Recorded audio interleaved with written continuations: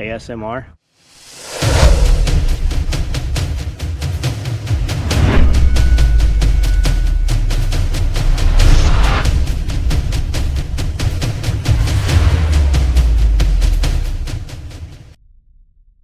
What's up, guys? Holy cow, busy day. Today is Friday. Oh, that makes it even worse. I have had customers, friends, attack response students. Literally, I have been going full-blown business mode, and I'm just now getting out here to take care of animals. Braden's already up the hill feeding. We are super busy in the building. Been giving business advice, social media advice to a couple dudes. This shirt says think while it's still legal. Probably too late for you to get this shirt. We did it a few weeks ago. We do a different shirt design every week, 120 pieces. Typically, those sell out in the first, I don't know, 30 minutes usually. Most of the sizes are sold out. We run them up to 5X. If you're interested in our shirt designs, you'll see them in our emails. You'll see them on our text app. I do a live feed on YouTube every night. Typically, I walk around the shop, show you what we built each day and what's being built the next day and in the future days. So that kind of gives you a glimpse into the future so that if you see something you really like, you know that it's coming and you know to look for it.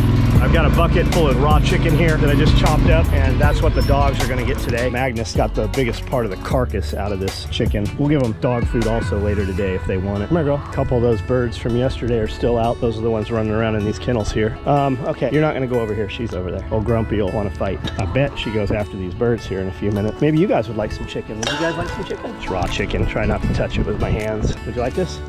It's meat. You know you want it. You want to play tug of war with it? No?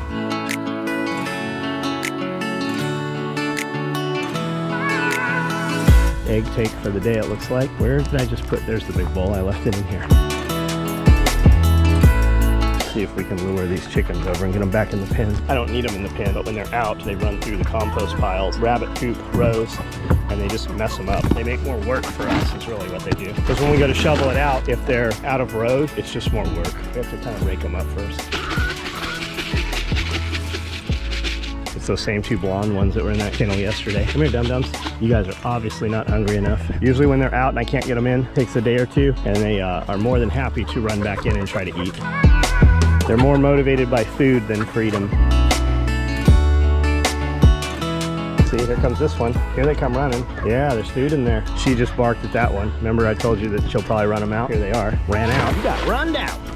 J-hook in, J-hook in. The other one's on the other side. Here she comes, whether she'll be smart enough to get around this door or not. J-hook in. Nope, walked right past it. Come on, dummy. Or maybe she's not that dumb. This picture has been chewed up by the dog, and it bothers me every day. It catches on things and snags things. It's ruined, and every day it bothers me. So why don't I just put it aside, hang it up somewhere, and use a new one? Isn't it a trip how you have these frustrations in life that you can totally remove from your life, and somehow we don't do it for some reason? Why is that? I don't think you're hungry enough to get in there, buddy. You're probably gonna have to be hungry for another day before you figure out how to use this door. There's always one of them. That's open. I'll bring it back around this side.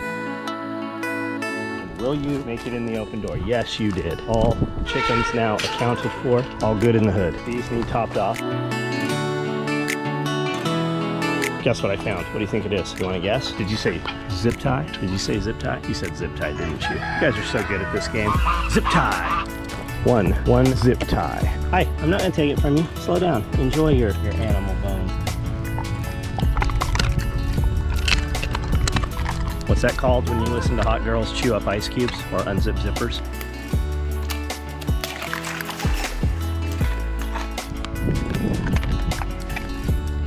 ASMR, cast to mouth radio, is that what it is? Here's some MSR for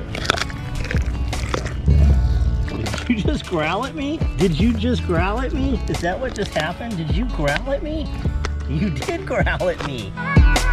We're just walking up the hill. We've been really muddy the last couple weeks. You can see from just the sheer amount of rain, we've had some a little erosion here and here. Now the ground is dry and it's kind of cracked. And if you flip up underneath here, there's like mud underneath it still. It's just drying out and cracking. Pond is pretty full, pretty full. We're getting still leak over here. You can see the slime growing, the algae, and then how the water's just running down and evacuating that way.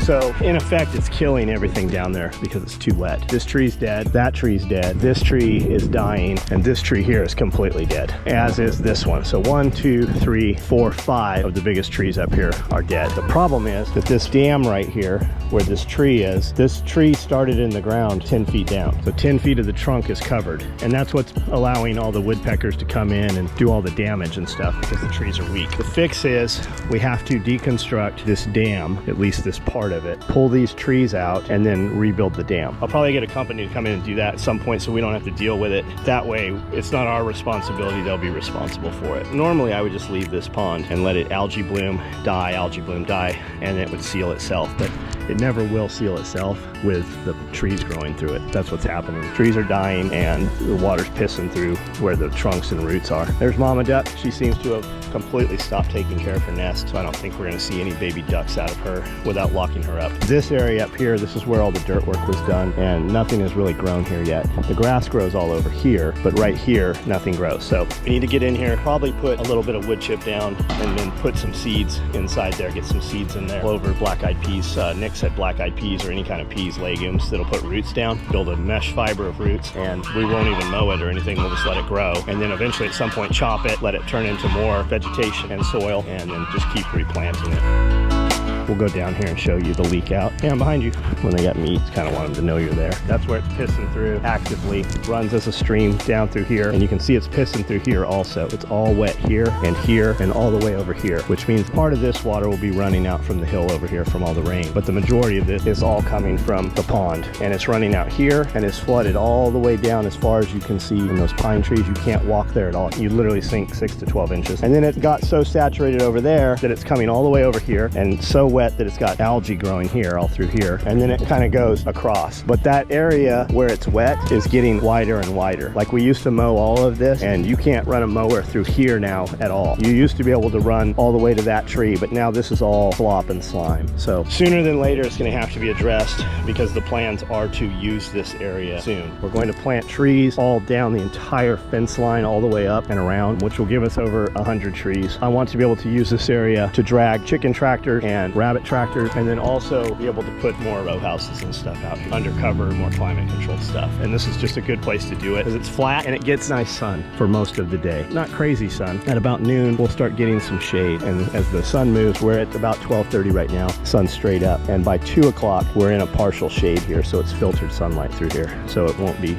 too bad, but we'll get enough during the winter also. And this is clover. We put a lot of clover on the property, and much of it washes away. Whenever I move the rabbits, I spread down clover. I use an automatic seeder, and a lot of it washes down, so it just sits here. So in the next couple weeks, this clover will be 12 inches tall, and you won't see any of this ground. The whole thing will be clover until it gets super hot in the summer, and then the clover will die out. We've already got dandelions coming in, which is good. That's a very good sign. A lot of things eat dandelions. Our wild onions are doing great. They grow everywhere in Tennessee. You don't have to even try. Onions will just grow. And then this field here, this little area, this is where we had the rabbits most of the year last year on grass. And this is just deer plot, a red clover, white clover, fescue. There's a few different seeds in here. And when the temperatures are right and the soil's right, some will grow and others won't. And then as one dies out, another will come on. But you can see the difference in green here compared to the difference in green there. And the only difference is that the rabbits were here and the rabbits were not over there.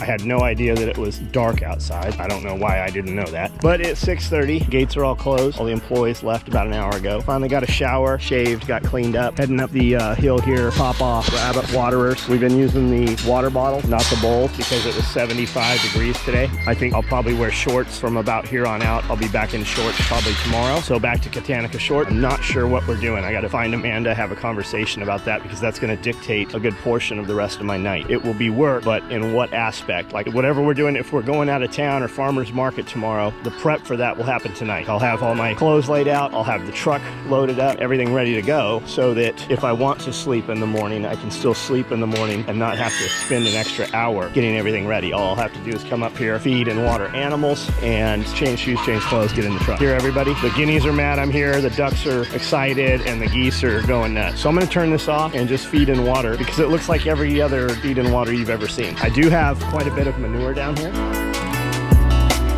got piles and piles of rabbit droppings since the chickens can't get in here now. Bugs is still messing things up, but I've still got more manure than he can mess up. And then I have this pile over here of compost, and it's been breaking down for over a year on the bottom. So I'll take a bit of this and I'm gonna top dress the beds, I think, this weekend, all the rolling cart beds. I'm gonna start looking at accessibility, go pick up any of those that are near me. By the time you see this, it'll probably be 4 weeks from now. So I'll have already bought them. Don't worry, I already got them. I think there's about 50 right now on the property. So I'm gonna cut off any stalks or anything there. I'm not gonna pull the roots out. I'm just gonna cut them off, leave all the other stuff down there. And I'm gonna top dress it with this compost right here and see what we can find for plant start, Walmart, Home Depot, Lowe's, and just get stuff in so we're growing. At the same time, we'll go ahead and put seeds in. So we'll stagger plant. You know, we'll plant now and then we'll plant again in a few weeks. Some different stuff that we can't get locally. Hello, you guys all want pets? You're warm, you're cold to the touch. Is it all of you or just your head? Just your head. What have you been doing? Where have you been? Get back to work. I'm going to turn this camera off.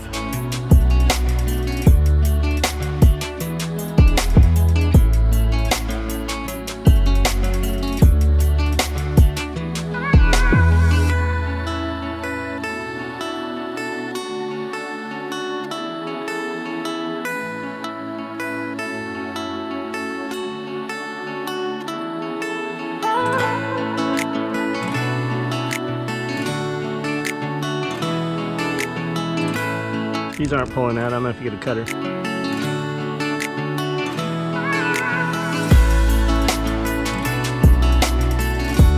This is a soil, came from a local place. It said everybody grows raised beds in it. It's the best stuff. I figured, well, I'll try it. And it grew all kinds of stuff, but it grew it very poorly. And the stuff that it did grow was all the weeds that came with the soil. Tons of junk. It's growing all kinds of moss and shit in it right now. All these other beds produced way better. Miracle-Gro junk soil produced way better. My ocean forest produced amazing. That local dirt, it didn't do awesome.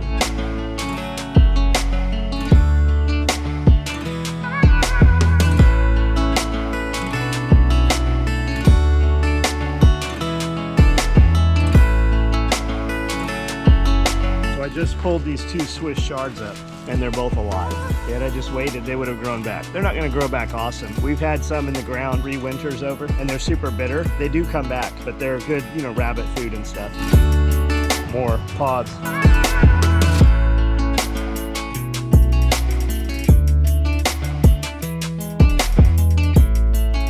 You guys remember when I pulled all those sweet potatoes out last year? There were some little ones that were still growing. I popped back in, and that's what this is. They've died off, and some of them are a little soft and rotted, but there's some on here still. No, they're all pretty bad. No, not viable.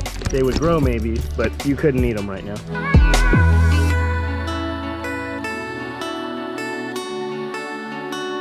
So these were habaneros. I don't know if they'll grow. These are the beds stripped out. The beets, I didn't roll them into the greenhouse this year. Last year, the beets stayed just fine. This one's good. These are carrots. If we dig down here, there actually are carrots here. We'll pull those and maybe pickle the carrots. These beets, some of them are good. That one's good. That one's good. But some of them are also not good. Last year, we took the beets, popped them all in the greenhouse, continued to water them, and they didn't get overwatered, so they did just fine. This big sucker here is perfect, and it's starting to grow back. Like, it'll actually continue to grow. And here's the beds. I've got most of the woody pulp stuff pulled out. We'll just plant right in between all these root systems that are in here. Leave the matting in there. Let it rot down now. And there we go. Quite a chunk of meat you have there, Amanda. 10 pounds. Big, long 10 pounder. You're going to process all this tonight and put it in the freeze dryer? You're going to do 10 or 20? 20 pounds. 1 freeze dryer load? Yeah. Man, I'm talking about Willis, one of the realest to try. My family, SOE, got the tools to survive. Yeah.